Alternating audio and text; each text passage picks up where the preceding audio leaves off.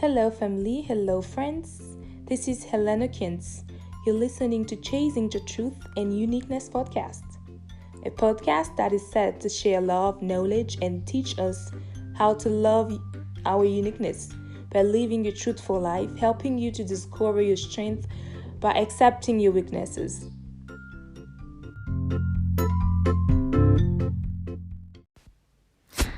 What is leadership?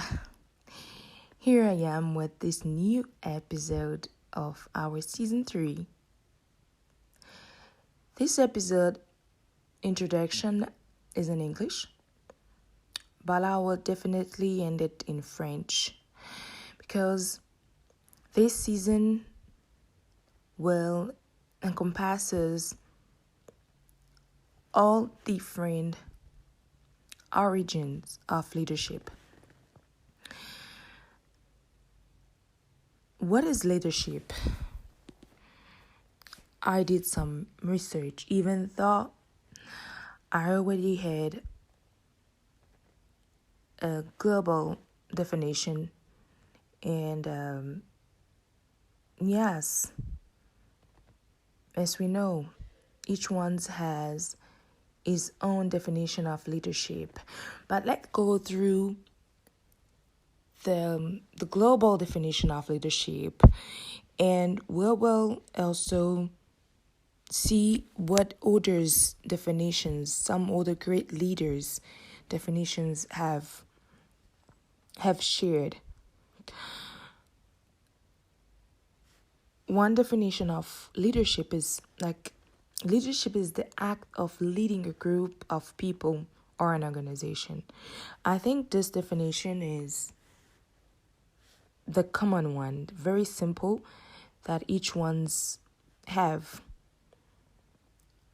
And it's like being under the leadership of someone means being directed, guided, supervised, or controlled by that person.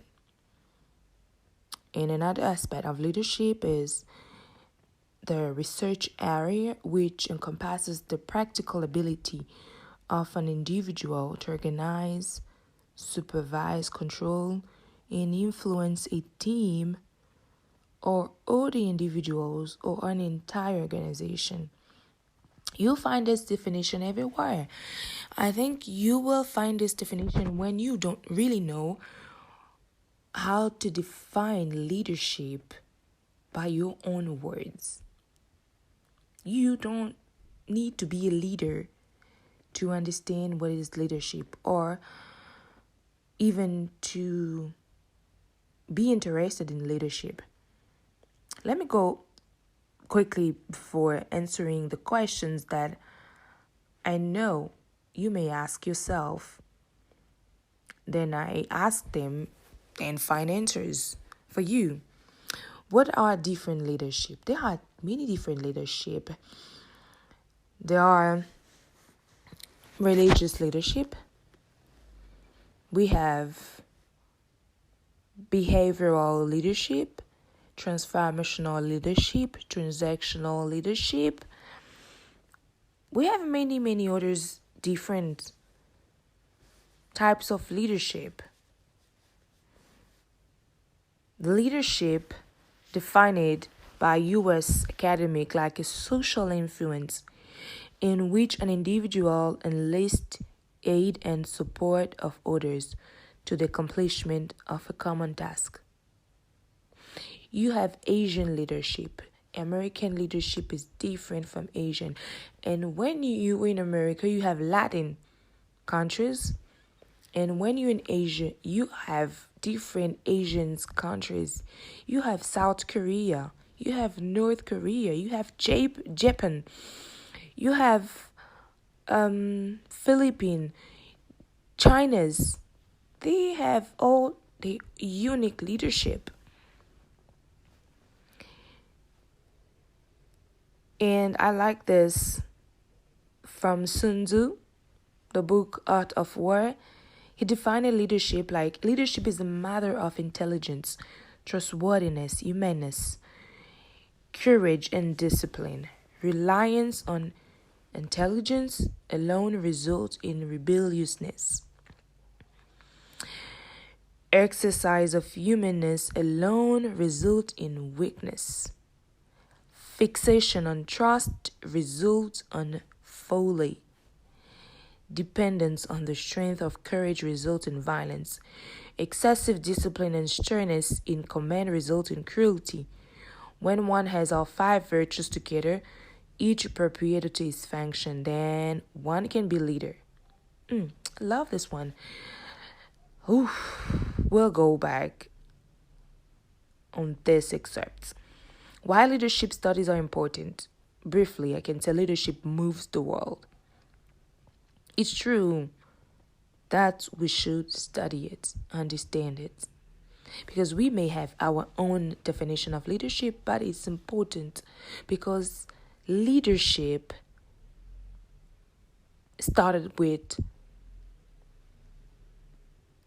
the ancient times, the origins. We have all the philosophers who have brought the definition and even, settle their visions and theory ideologies in the world. This was leadership of ancient time. But in this modern time, and as daughters and sons of the Lord Jesus Christ, we need the kind of leadership that the Lord Jesus wants us to have within us.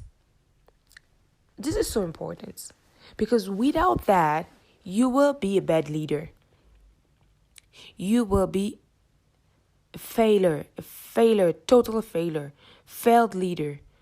So the world needs a leader who is grounded, anchored with the word of God, and who is leading by the will of God. There are different impact of leadership in the world. I went quickly, I brought this for you. Like the result of leadership is high moral.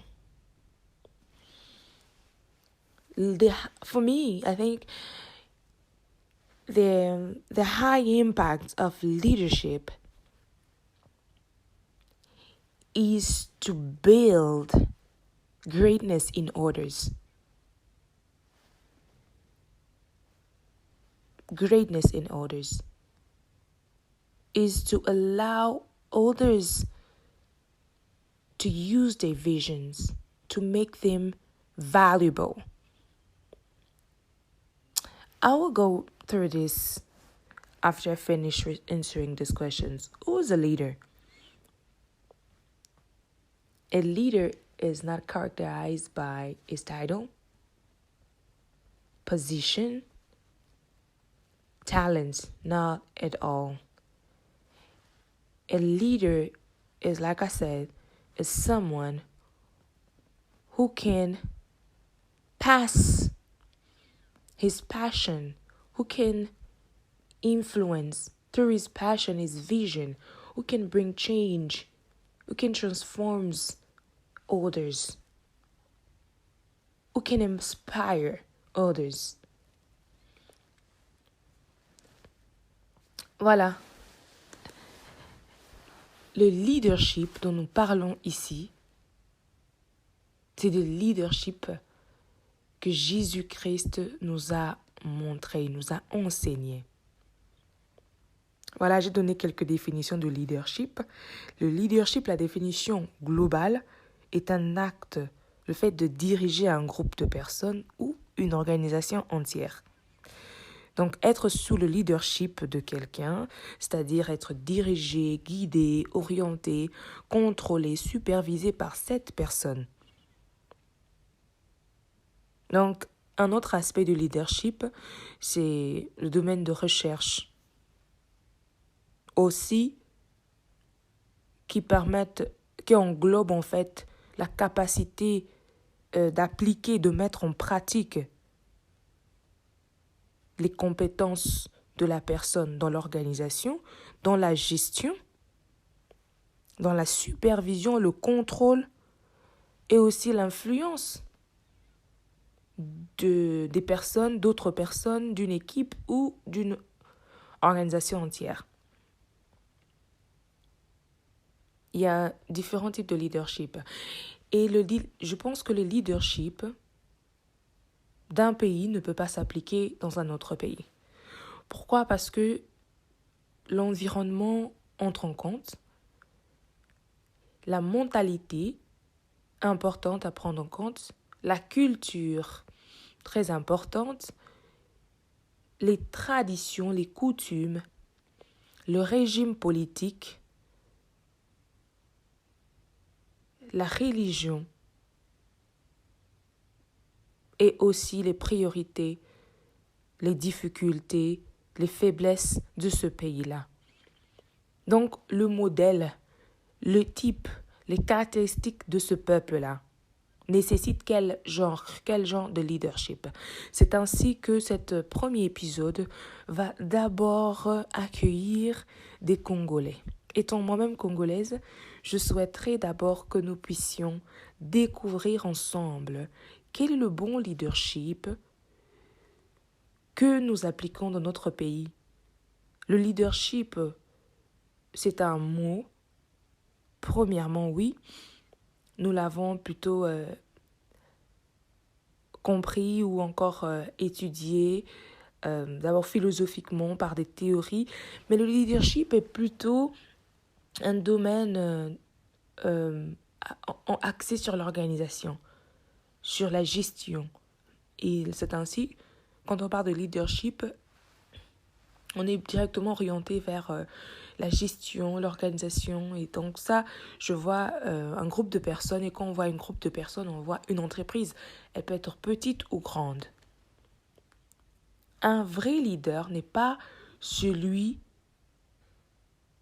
qui s'impose une identité ou qui s'impose une force à travers sa position ou son titre.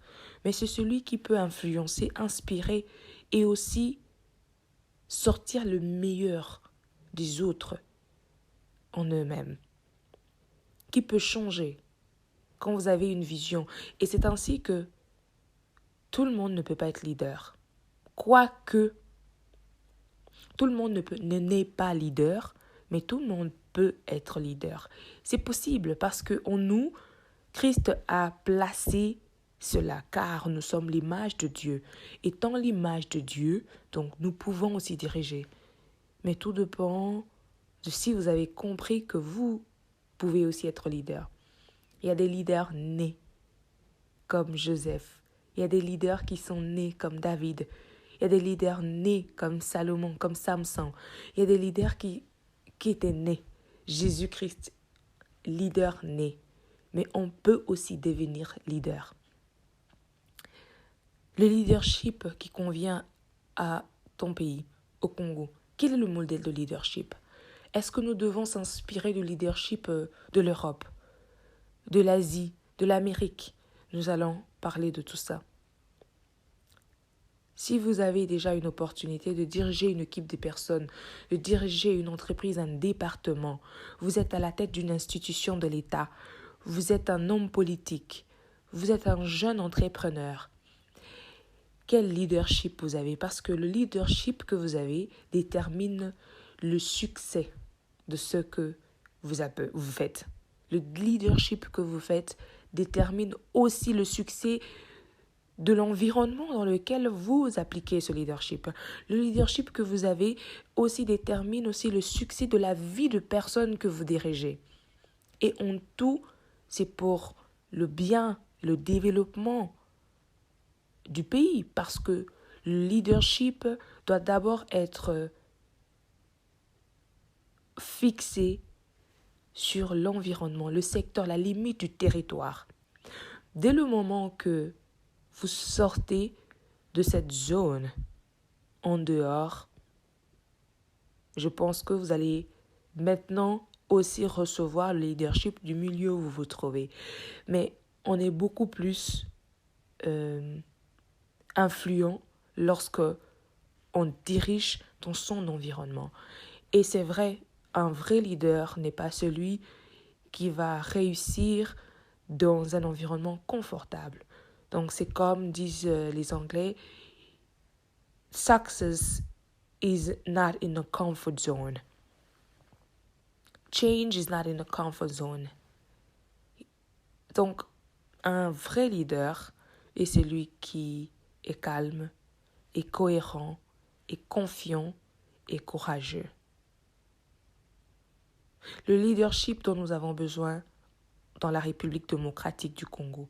Quel est le modèle de leadership dont nous avons besoin? Et pourquoi nous devons étudier le leadership?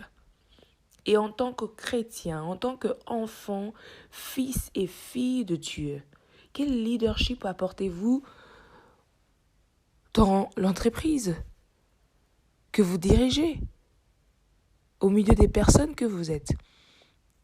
Alors nous allons vraiment aller beaucoup plus en profondeur sur ça, parce que étant africains, congolais, nous avons une culture et une mentalité aussi, et des failles, des négativités qui empêchent que nous puissions vraiment diriger, contrôler, superviser, et non pas seulement ça, mais aussi vraiment laisser des successeurs derrière nous. Et je dirais à la fin qu'un leader perdant, un leader qui a échoué, c'est celui qui ne veut pas laisser de successeurs. C'est celui qui ne veut pas transmettre sa vision aux autres. Celui qui ne veut pas inspirer, qui ne veut pas influencer, qui ne veut pas changer, transformer les autres, qui ne veut pas créer une équipe forte, une équipe des personnes, d'individus qu'il dirige, qui sont remplis d'enthousiasme de faire leur travail et qui aussi peuvent aussi exprimer leur passion, leur vision dans le travail. Ça, c'est un mauvais leader et c'est un leader qui a échoué. Un chef qui a échoué. Pour la RDC, quel modèle de leader vous devez être? Vous êtes dans une institution. Vous dites que vous êtes enfant de Dieu. Quel leadership? Est-ce que vous pensez à vous seulement? Est-ce que c'est votre propre intérêt? On vous donne la gestion d'une entreprise, publique ou privée. Est-ce que vous regardez votre intérêt ou vous regardez l'intérêt de tout le monde? Pourquoi est-ce que les Congolais n'ont pas de corporations, n'ont pas de collaboration solide dans l'entrepreneuriat? Le Congolais est plutôt solo, le Congolais avance plutôt en solitaire. C'est pourquoi, malgré que nous sommes africains, il y a certains pays d'Afrique dont cet aspect sont quand même différents. Nous allons aller sur le leadership malien, le leadership ivoirien. Nous allons voir comment les Maliens parviennent à réussir dans leurs entreprises, dans leurs collaborations entre eux. Qu'est-ce qu'ils font? Qu'est-ce qui les inspire? Nous allons vraiment aller là avec la grâce que Dieu nous donnera ensemble pour vraiment creuser en profondeur et toujours pour faire avancer les choses. Je vous invite à suivre cette saison de plus près et à partager aussi vos opinions. Je vous remercie. C'était Ellen Hawkins, votre sœur, amie, et vous avez écouté l'épisode 1. Qu'est-ce que c'est le leadership? Dans Chasing the Truth and Uniqueness.